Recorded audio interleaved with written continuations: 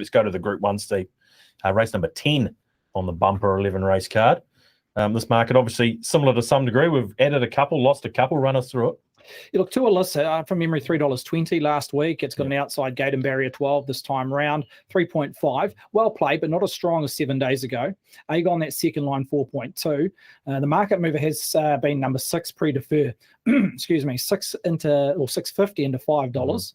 Has the ace, Jaw, Opie Boss, and Jamie Richards. So a few algorithms around Pre-Defer. Demonetisation, new horse on the scene, 9 out to 10. Travelling Light, solid enough at $10. Raw Performer, sorry, new horse on the scene, 13, got as high as 14, back into 13.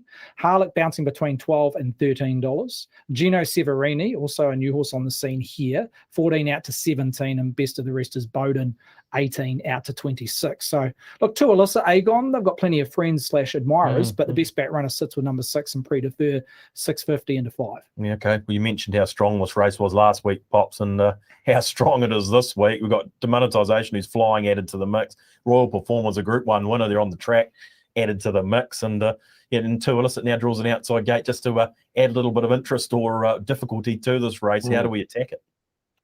Yeah, I mean, this is a curly race, isn't it? With what's happened with Tualissa, first of all, drawing out. I mean, it's not doom and gloom, and it's not also curtains for the horse, but it just gives some other runners some key chances of taking the race out. And I think Pre-Defer, first of all, is the one runner that we need to jump towards because of the good draw. Opie on, of course, Opie was knocked down to ride last week through his suspension. He's back this week.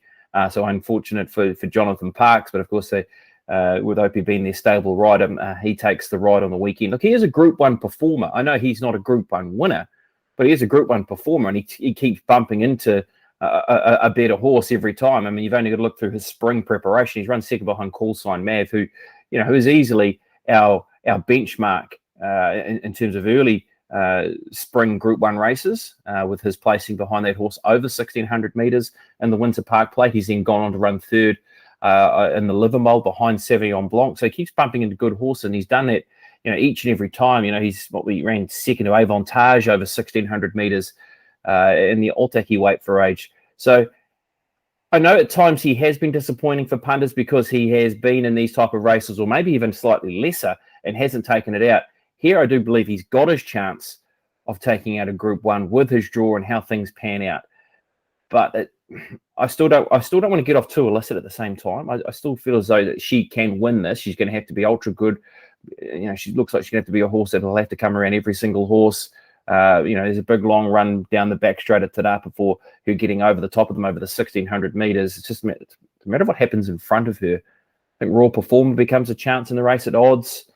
Gino Severini is an interesting addition to the race also. And then we haven't even spoken about Agon yet, who was in that unknown zone. You wouldn't imagine an extra week would be too much of a harm for him. So, yeah, heck of a race, and finding it hard to keep changing my mind about who I want to put on top.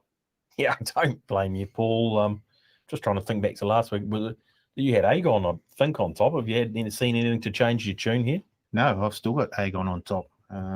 If he is back to his best, and I know that's a well-tried racing cliche there. Pulled out. Yeah, but his best, I think, is just too good for this field. So I'm happy to chance that. I love the price. I think if he is back to his best, then that $4.20 is an absolute gift. And we are getting close to Christmas, so I'm happy to accept that gift from the bookies. I'll take the $4.20. And I will run with it. I do think we'll see Agon come in on Saturday. Yeah, there's a sprinkling of money there for him too, isn't there? Which would encourage you. Yes. They've had an extra week with him, and the money's there again. There was good money from last week. There continues to be. So that obviously would, give you a bit of buoyancy around what you're thinking. 100%. I guess the fact that there's money around Pre-Defer, and I think we said this. Opie Boss and Jamie Richards, they did this to us down at Riccarton, a few weeks back. They just get up for the big race. Now, Pre-Defer is everything but a Group 1 winner. Twice a Group 1 bridesmaid over the Hawke's Bay Carnival. Yep. But the early money would suggest he's ready to go. So he's definitely in the mix as well. Yeah. I thought Royal Performer. Yes, Bobby. Now and there, yeah. Group 1 winner with the Was it the Yeah. Veal? Herbie Dyke. Herbie Dyke. I knew I was right. It was a Group 1 winner on the track, isn't it? I Yeah. nailed it. Yep. So, and at the price, you got to have Yeah.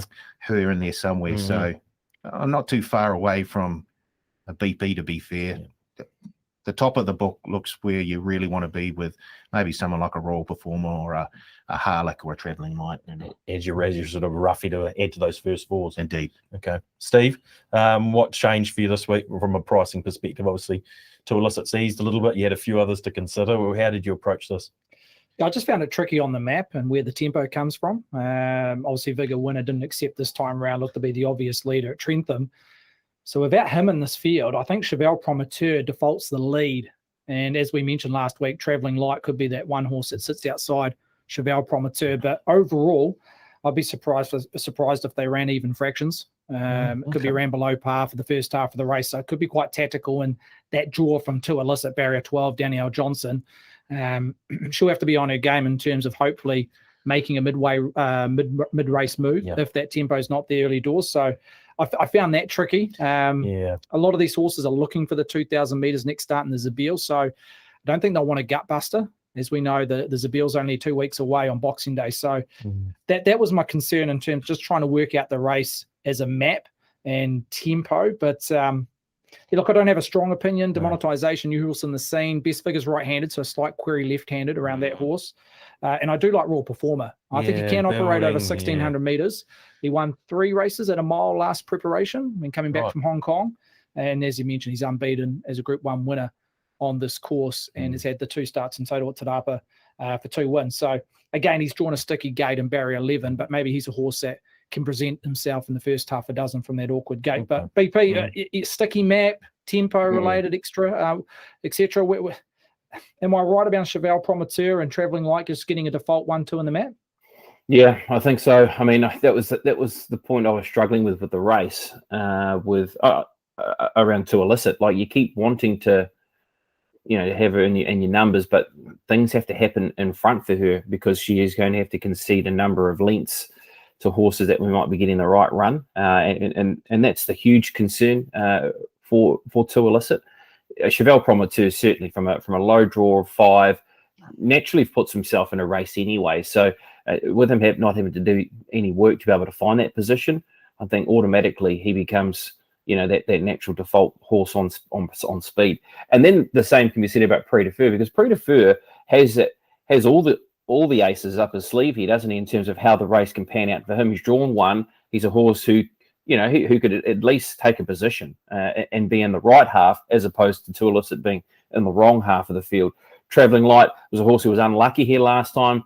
I know they were going into that race with a bit of confidence that she could run well last week. She's drawn out. She's a horse that'll have to push forward to be able to overcome that, but she can do exactly that. I'm a bit like you, Stephen. I found it hard to be really definitive on what I was liking in terms of putting something on top. I was thinking maybe a split bet could be the way to go here, with maybe a Prix de Feu To Illicit.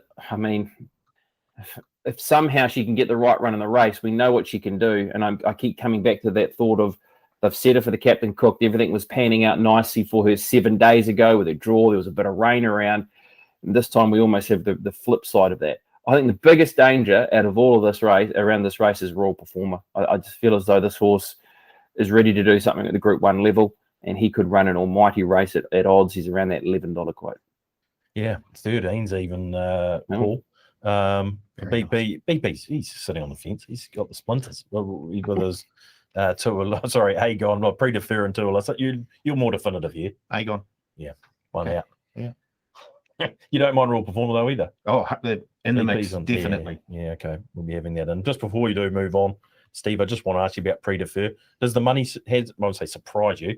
Can't surprise you with its Opie Boss and Jamie Richards, but been a really good push early, isn't it? Yeah, it has. I still think it's found its third line. I can't see it intercepting Agon and definitely To Illicit in the marketplace. So I think it's found its line in terms of the betting ladder. It's just where it finishes off. So look, $4.50, I reckon it's its bottom price. So I think somewhere between 5, it might even ease on race day with the weight of money naturally for To Illicit, which we did see 7 days ago. Yeah, okay. Very good.